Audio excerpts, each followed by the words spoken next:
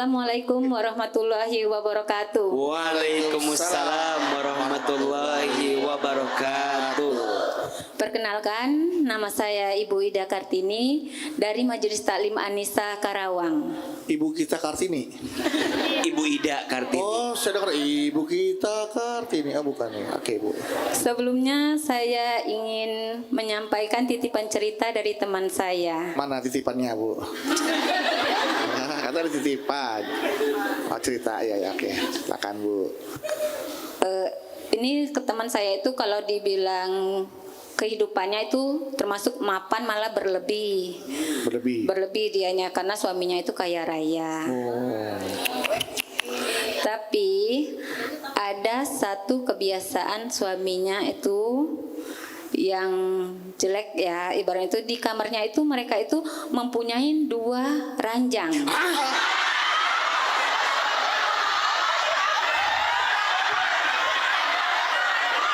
Punya di kamarnya 2 ranjang. Iya. 2 ranjang. Oke, 2 ranjang. Iya. Berarti double bed ya? Ya, double. Itu lagi di hotel kali itu, Bu, double bed. Ya, tempat tidur 2 ya berarti ya, Bu Ya. ya. Oke, terus Bu? Terus Karena suaminya itu punya kebiasaan begini, kalau dia ada masalah di kantor, masalah pekerjaannya, dia akan tidur terpisah dengan istrinya. Oh, nggak senyawa, terpisah berarti. Iya, dia. terpisah. Jadi tidur di ranjang yang satunya. Yang satunya. Terus Tapi Tapi ketawa, Bu. Terus Iya. Tapi teman saya itu ya merasa lumrah karena selama ini kalaupun mereka tidur terpisah, besoknya saat Satu lah. mereka bangun tidur suaminya itu akan bercerita Oh. apa masalahnya semalam dia tidur terpisah. Oh iya. Memberikan kesempatan suaminya untuk memisahkan diri dari istrinya dulu ya. Iya. Di kirain besok paginya udah seranjang. Kan malamnya terpisah. Nah, bisa apa? Pas bangun-bangun, loh kok dari sini? Kan biasanya begitu. namanya orang gigo ya kan. Terus Dan setelah dia bercerita ke istrinya, malamnya mereka akan tidur satu ranjang kembali. Nah, untuk sekarang ini mereka itu sudah ada masalah selama 2 bulan ini udah tidur terpisah. Oh. Sehingga membuat istrinya itu gelisah. Mau bertanya, segan, takut kalau suaminya marah. Malu bertanya sesat di jalan. Mau tanya takut suami marah ya kan, Bu. Ya. Terus Nunggu suami bertanya, Nggak nanya-nanya. nggak cerita-cerita. Nggak, nunggu suami bercerita. Nunggu suami cerita dia kan. Nggak bercerita Iya, nggak. sehingga membuat dia merasa takut perbuatan suaminya ini udah mendekatin talak. Ah iya, karena udah 2 bulan, Bu ya. Iya, karena udah 2 bulan mereka tidur terpisah, Terpisah. walaupun dalam satu kamar. Oh. Terus Bu ya. Pertanyaannya begini ya, Ya, bagaimana menurut AA teman saya itu harus bersikap? nggak tahu juga. Gimana? Masa orang nanya nggak tahu. Ini masanya urusan ranjang. Iya juga sih ya. Kalau nanya gimana hukumnya, mungkin A bisa jawab. Iya. Ini pertanyaannya gimana biar mereka bisa seranjang lagi, kan A juga nggak tahu. Coba Bang Udo gimana jawabannya? Kasurnya ambil, tumpukin di situ. Kalau pertanyaannya A gimana hukumnya, tidurnya pisah. Iya. A bisa jawab. Tapi kalau pertanyaan A gimana biar mereka seranjang lagi, A juga nggak tahu. Gimana menurut Bang Bedu? Takutnya kalau mata kita menuju ke ranjang terus kita jadi mata keranjang gitu. Gini, artinya bagaimana istrinya bersikap. Sikap istrinya harus Sikap istrinya, gimana? gitu. Agar situasi kembali normal gitu. Agar situasi mereka itu bisa kembali normal. Ya kan tadi saya udah ngomong barusan begitu tuh, Bu. Tinggal iyain aja kenapa diulang. Iya. Ya agar Yang akan merukunkan mereka kembali. Iya. Normal. biar Ya. kembali bersatu lagi. Ya. Bagaimana sikap istrinya Ya. menghadapi sikap Menghadapi suaminya ya. yang tidur terpisah. Jadi gini ya, jadi gini. Ya, gini.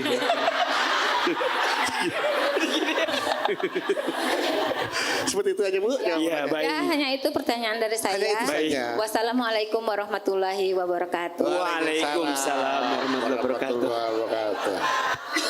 Suka amat.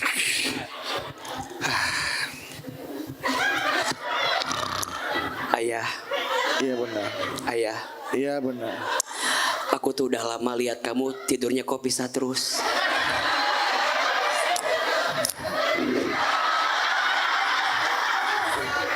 Ayah. Ya sudah. Ayah. Kamu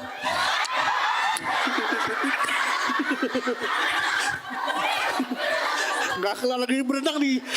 Tepok-tepok lagi berenang nih, tepok-tepok. Nah, sana. Bunda.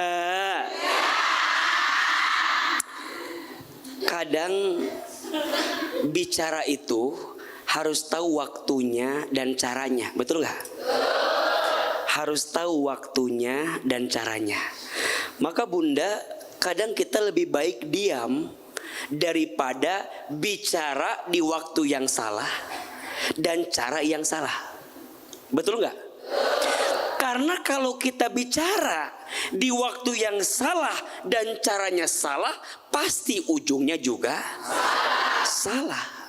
Maka kalau Bunda tanya sama A, gimana jawabannya? Menurut A, falyakul khairon aw liyasmut. Berkata baik atau diam. Mungkin masing-masing butuh jeda untuk berdiam. Betul? Walaupun 2 bulan lama banget sih. Tapi kadang kita butuh jeda. Kalau udah agak baikan, misalnya kondisinya lagi santai, betul? Lagi ada lapang, baru bicara. Termasuk izin. Kalau lisan kita mungkin tumpul untuk menyampaikan kepada pasangan kita, mungkin bisa pakai chat. Kan kalau bicara kadang takut salah, di chat aja. Chat bukan yang gini ya? Di chat. Oh iya, di chat. Bu bilang, ayah. Iya benar. Balas, ada kuota nggak sih? Iya, iya.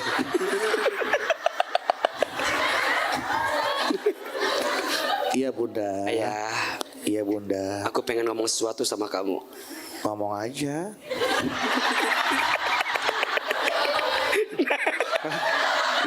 Pancing dulu kayak begitu.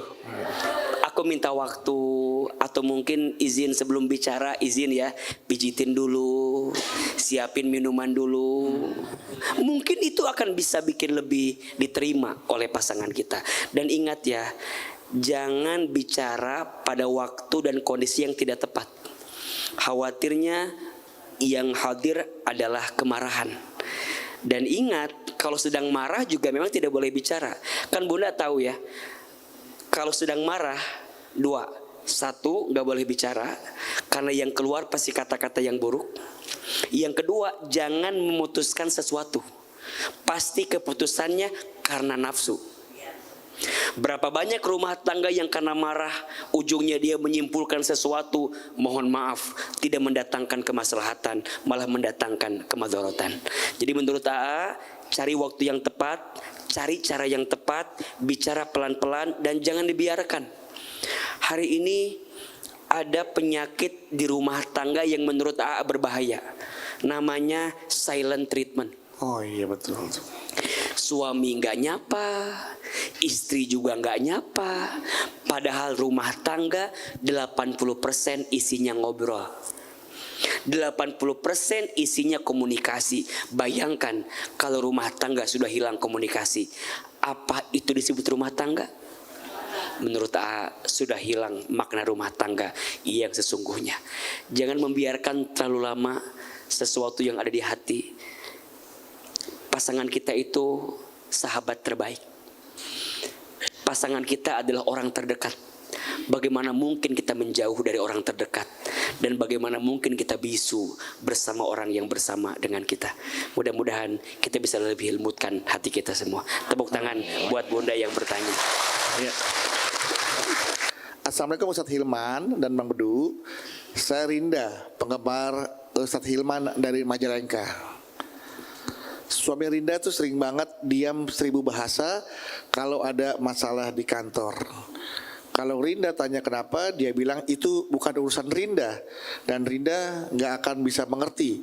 Apalagi Rinda hanya tampatan SMA, sementara suami aku lulusan S2. Kata suami, Rinda nggak akan nyambung kalau diajak ngobrol soal pekerjaan. Padahal Rinda merasa bisa kok menjadi pendengar yang baik ketika suami ingin berkeluh kesah.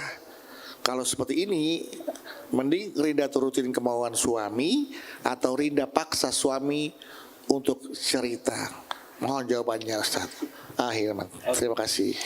Bunda, ada 2 orang yang tidak akan bahagia dalam hidup. 1, orang yang sering menggelisahkan masa lalunya. Dan yang kedua, orang yang sering mengkhawatirkan masa depannya. Maka kalau ada kondisi, kita tidak bisa memilih apa yang sudah terjadi, betul? Suami kita S2, mungkin kita tamatan SMA, itu sudah terjadi. Jangan menyesali itu dulu, agar kita nggak insecure, nggak apa? Nggak insecure, nggak ngerasa kecil di depan pasangan.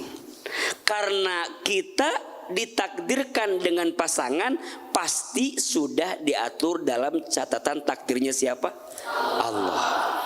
Dan yang kedua, jangan khawatir dengan yang belum terjadi. Kadang kita itu malu bertanya sesat. Kenapa di jalan sih? Kan bisa di jembatan kan? Atau di mana gitu. Nah, daripada kita menyiksa diri dengan keadaan yang ada, menurut AA lebih baik 2 juga.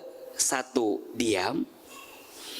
Dan yang kedua, tidak harus ingin tahu semua urusan pasangan kita. Bunda maunya tahu semua urusan pasangan? Benar. Bunda suka lihat isi WhatsApp pasangan? Kalau Bunda tahu, mau Bunda tahu? Baca isinya. Menurut AA lebih baik tidak harus tahu isi WhatsApp pasangan kita. Betul? Kepikiran, jadi overthinking, curiga. Betul nggak? Jatuhnya nuduh, jatuhnya fitnah. Kadang sakit hati itu diizinkan karena hati kita yang mengizinkannya. Betul? Jadi gimana menurut AA? Menurut AA, kalau suami nggak mau bicara, nggak usah. Nggak usah dipaksa. Ayah, cerita atuh. Cerita atuh, cerita atuh, cerita atuh. Nggak usah. Bikin capek hati. Betul nggak? Dan Bunda sering begitu. Selalu pengen tahu apa yang dirasakan suami. Suami baru pulang, wajahnya agak-agak capek, langsung, ayah, kenapa? Enggak. Gitu kan? Diikutin kamar mandi, ditungguin. Ayah, kenapa? Ganti baju ditungguin. Punten, mohon maaf. Suami bukan gak mau ditanya. Memang kadang bagi laki-laki butuh waktu untuk jeda, untuk berpikir masalahnya, bukan untuk dibagikan. Kan beda. Sifat laki-laki dengan perempuan beda. Laki-laki mah kebutuhan kosakatanya 5.000 kata per hari. Perempuan kebutuhan kosakatanya 20.000 kata per hari. Cara suami menyelesaikan masalah bukan bercerita. Betul nggak? Cara suami menyelesaikan masalah kadang mencari ketenangan dalam hatinya. Kalau perempuan cerita. Makanya kenapa AA curhat? Ketemu AA curhat. Curhat. Karena memang perempuan butuh didengarkan. Maka ini rumus nih. Suami harus pandai mendengar istrinya. Karena kalau istrinya tidak menemukan telinga suaminya, dia akan bercerita kepada yang lainnya. Betul? Dia nyari teman, posting di sosmed. Suami aku tuh diam terus. Apa yang dia inginkan, dia pengen didengar. Betul nggak?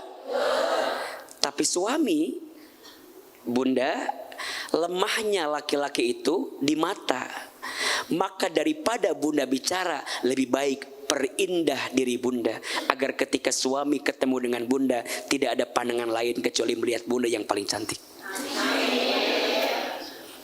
Ini masalahnya. Istri maunya cerita, suami maunya ngelihat. Ujungnya yang satu cerita, satu ngelihat. Lupa menemukan ilmu di rumah tangga. Ayo sedikit bercerita. Satu kali baginda Nabi sedang bertahanus di Gua Hiro. Tiba-tiba datang malaikat Jibril. Gelap, bayangin, gelap, malam-malam, ada suara. Siapa yang datang? Jibril.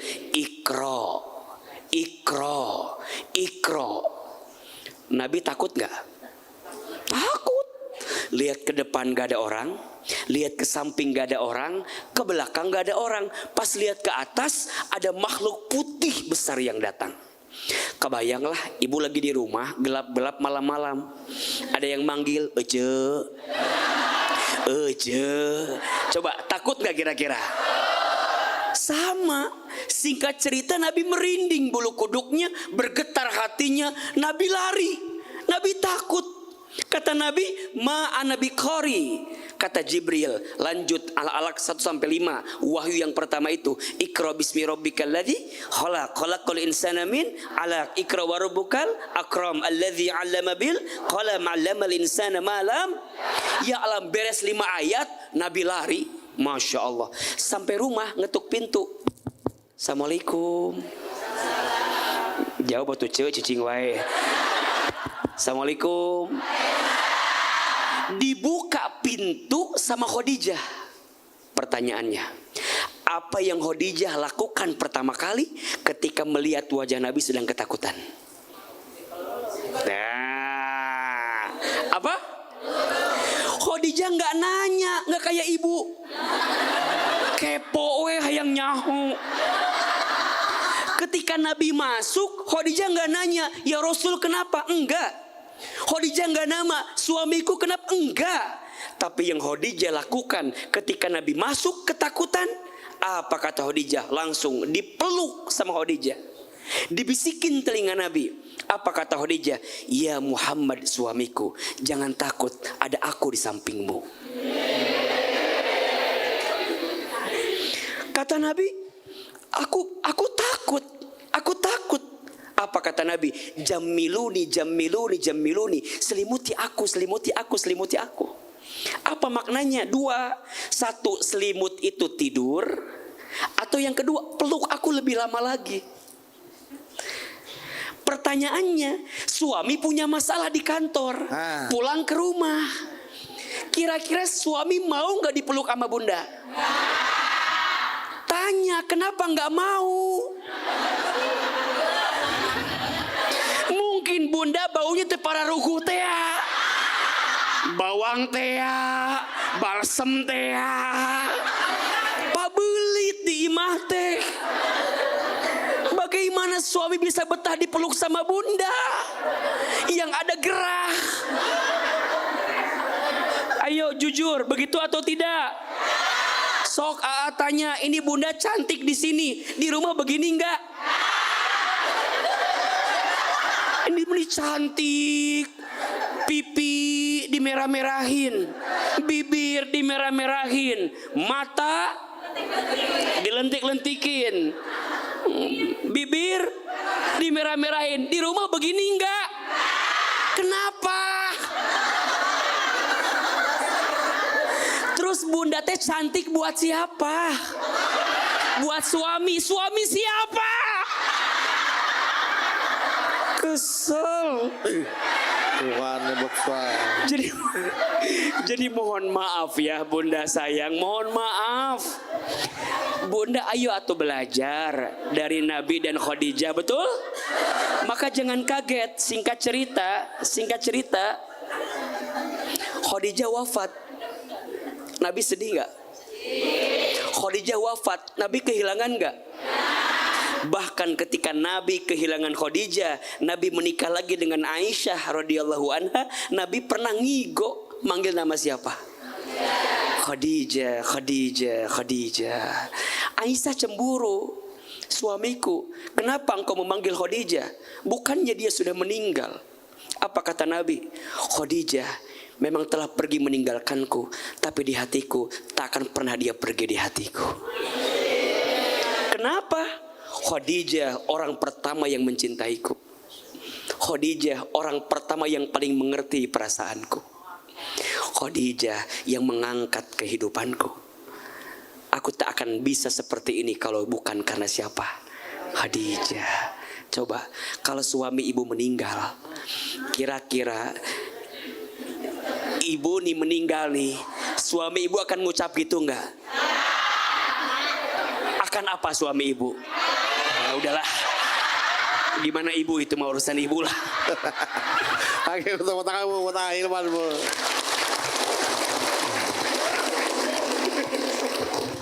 Baik, oke, sekarang Budu kasih kesempatan lagi untuk jawab bertanya, ya. Siapa mau tanya? Siapa mau tanya? Siapa yang mau dipanggil? Silakan. Mana Ibu sebelah sini? Semana sih? Sebelah sini. Sebelah sini ya Ibu. Ya. Assalamualaikum warahmatullahi wabarakatuh. Waalaikumsalam warahmatullahi wabarakatuh. Perkenalkan, nama saya Ibu Neneng dari Majelis Taklim Al Kausar Bogor. Bogor.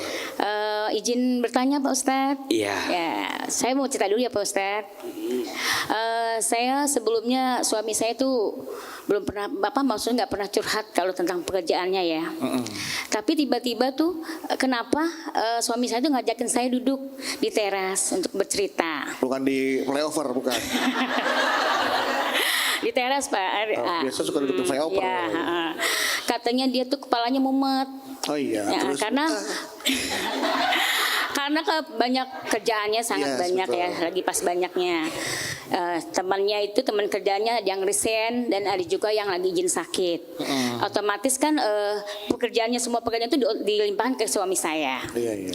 Terus akhirnya ya yang lebih nyelini lagi itu Pak, bosnya itu cerewet banget. Sangat cerewet. Jadi kalau tiap ada salah sedikit pasti dia marah, bosnya itu, atasannya ya. Nah udah gitu saya kan jadi kesel ya Pak ya. Maksud saya gini, kok ada sih model bos seperti itu, saya bilang gitu ya.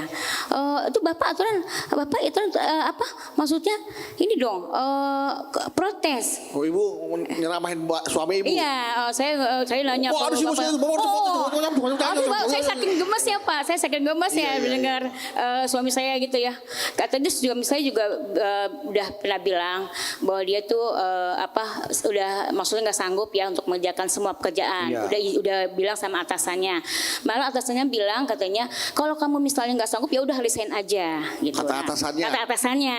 Saya bilang ya kata Bapak katanya ya saya kan mungkin banyak pikir maksud buat masih menafkahkan anak istrinya ya Pak. Jadi nggak berani. Nah saya saking saya marah, saya emosi, saya bilang gini, kok ada ya model bos kayak seperti itu, atasan seperti itu, harus bapak protes dong, saya bilang gitu ya. Kalau bapak nggak sanggup nanti bapak sakit, kalau bapak sakit gimana? Terus saya bilang lagi, terus kalau bapak sakit nanti kan bapak izin, terus kalau izin pasti bapak gaji dipotong. Nah setelah dipotong pasti biaya buat keperluan rumah dan anak berkurang. Ibu gitu. marah karena gajinya bapak berkurang apa karena bapaknya sakit? Dua-duanya Pak. Iya, karena Nah, terus berkurang. Ya. akhirnya suami saya itu menjadi marah Pak. Marah. Jadi bilang gini, udah deh saya tuh cuman pengen dengerin aja, maksud pengen menceritakan penjelasan aja, minta pendapatan dari kamu. Kok kamu malah kan aku yang kerja, kok malah kamu yang marah sih, yang emosi Lah gitu. kan Ibu nggak kerja kok, suami Ibu minta pendapatan Ibu. Kenapa? Oh, pendapat ibu aja. Oke.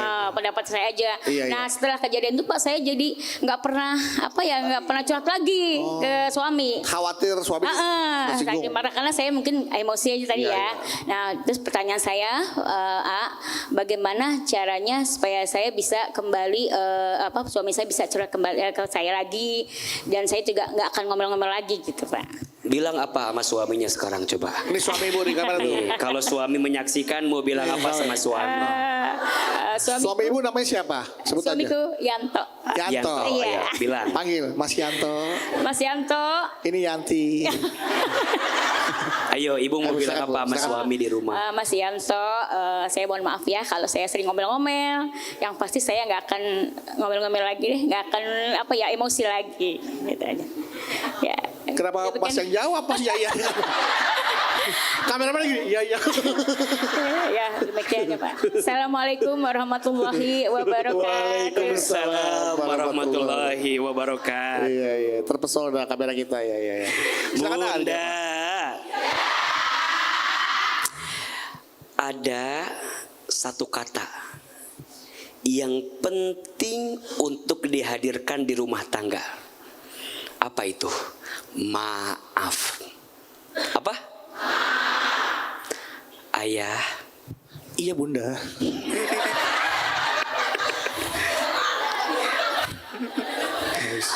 Belum siap Bunda. Ayah, maafin Bunda ya. Iya Bunda. Nah, enak gak?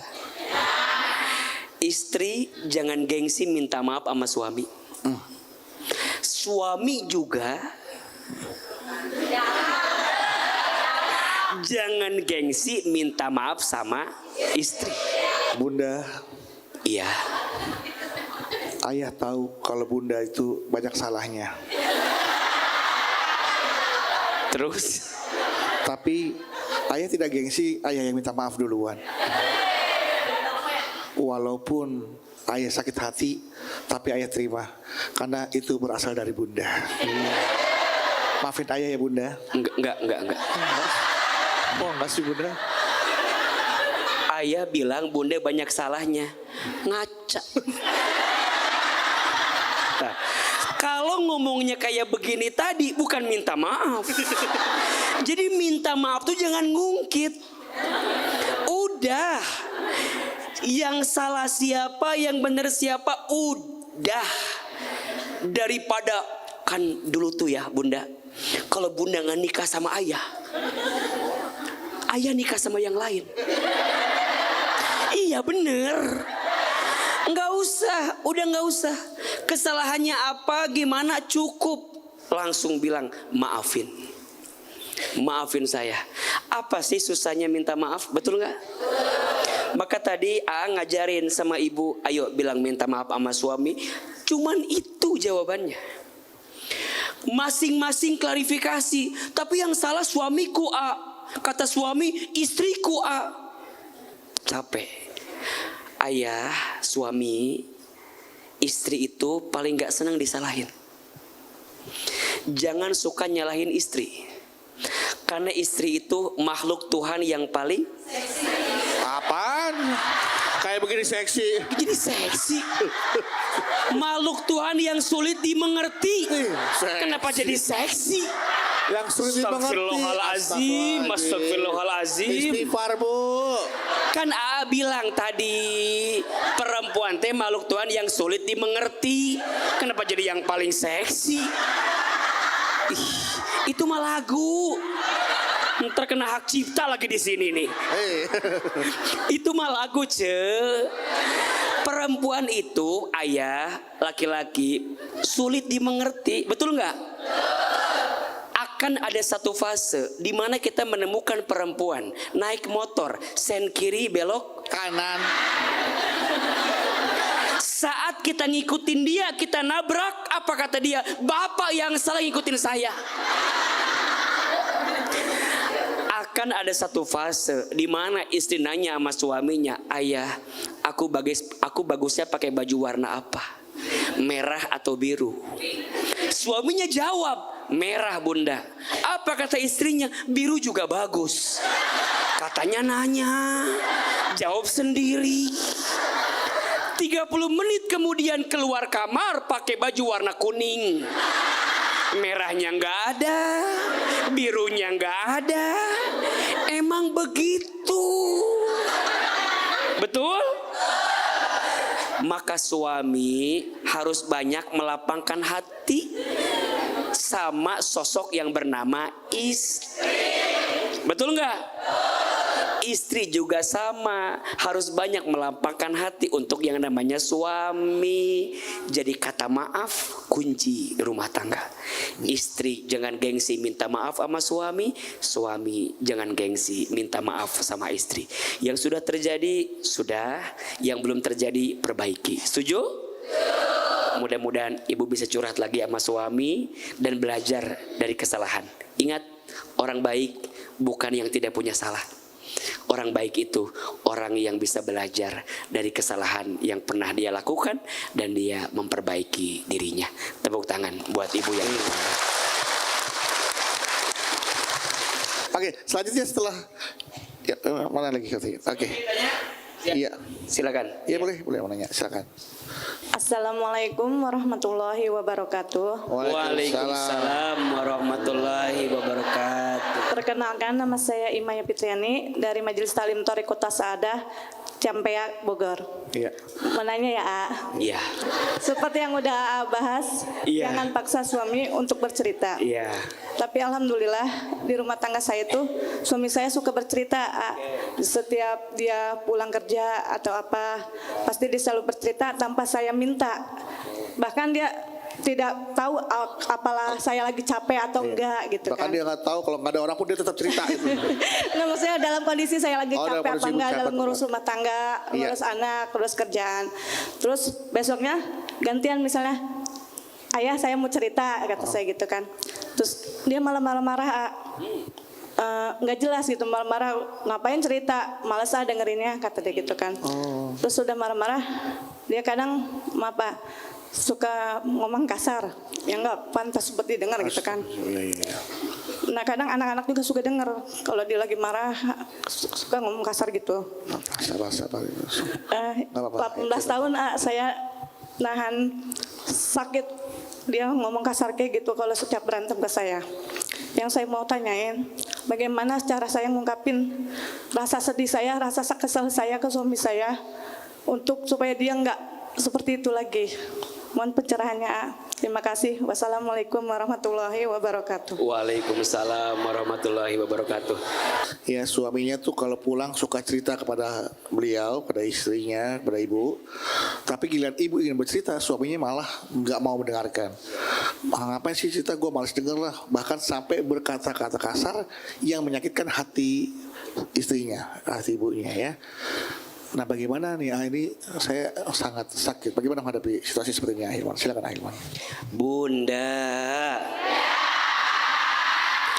ada 3 sikap yang bisa kita hadirkan untuk menghadapi suami yang mungkin punya tabiat agak keras terhadap kita.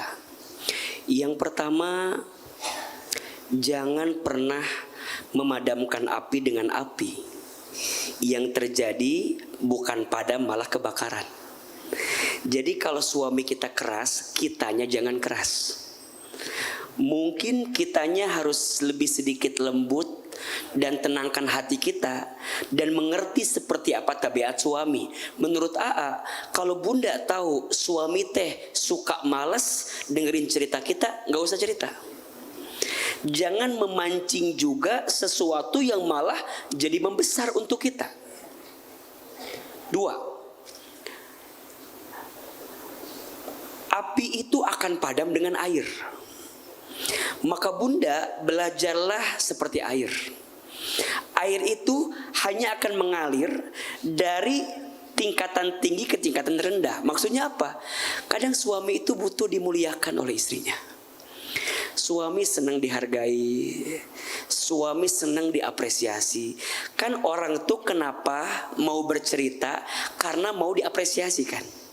Maunya dipuji, maunya dianggap. Nah mungkin belajar dari situ. Bunda tadi lebih tenang. 2, Bunda apresiasi, puji suami, senang muji suami, itu nggak jadi masalah dan itu kebaikan. Baru yang ketiga, doakan suami. Kenapa? Yang bolak-balik hati suami siapa? Allah. Yang genggam hati suami? Allah. 1, tenangkan. 2, hadirkan diri kita. Yang ketiga, doakan. Tenangkan, hadirkan, doakan. Ulangi. A, ini suami udah berlebihan, A. Sudah mulai KDRT, nauzubillah. Sudah mulai keluar kata-kata yang buruk. Izin ya, AA termasuk yang tidak mentolerir sedikit pun yang namanya kekerasan dalam rumah tangga. Mohon maaf, rumah tangga yang diisi dengan kekerasan tidak akan pernah mengundang malaikat rahmat di rumah tersebut. Maka ini pelajaran, para istri belajar ya untuk menahan diri agar jangan sampai suami melakukan KDRT. Jangan mancing gitu loh kitanya. Tapi yang kedua, suami jangan mudah menyakiti hati istri. Hati istri itu seperti cermin. Cermin itu kalau sudah pecah, kamu bisa merangkai kembali pecahan cerminnya, tapi pantulan cahayanya tidak akan seperti sedia kala. Itulah hati perempuan. Kalau sudah tersakiti, mudah memaafkan, tak mudah melupakan. Betul? Bahkan yang namanya omongan, yang namanya sesuatu yang terlontar di mulut, itu lebih sakit kadang-kadang. Maka ada istilah, satu peluru hanya bisa menembak satu kepala, tapi satu kata di lisan kita bisa menembak ratusan kepala, bahkan menembus hati yang paling dalam. Betul? Istri belajar lebih tenang, suami belajar punya akhlak yang baik. Karena mohon maaf, seperti apa rizkimu wahai suami, tergantung doa istrimu. Semakin baik engkau memperlakukan istrimu, maka semakin baik Allah memberikan kebaikan untuk dirimu. Sayangi istrimu, maka Allah sayangi hidupmu. Bahagiakan istrimu, maka Allah akan bahagiakan kehidupanmu. Para istri, bagaimana Ibu? Sudah lebih lega? Ya, alhamdulillah ya, lega ya. Terima kasih banyak, A. Sama-sama ya. Dan itulah tadi apa yang A sampaikan kepada kita semua, bagaimana ketika kita sebagai istri memberikan ruang kepada suami ketika lelah menyapa. Kita tidak pernah tahu apa yang terjadi di luar sana. Jangan memaksa suami bercerita, berilah dia ruang, beri dia kebutuhannya terlebih dahulu. Kalau suami bercerita, dengarkan. Kalau dia nggak mau bercerita, jangan paksa untuk bercerita ya. Dan terus doakan suami, jadilah semoga suami memiliki akhlak yang baik juga, dan istri juga selalu menjadi istri yang selalu mendoakan apa yang suami kerjakan dan apa yang sama-sama menjadi di janji pernikahan ya. Sama-sama kita yuk menjalin dalam pernikahan ini punya tujuan yang sama, karena rumah tangga pada intinya kata A, 80% isinya berbicara, ngobrol ya. Apa aja dibicarakan agar rumah tangga terasa harmonis dan hangat di rumah gitu ya.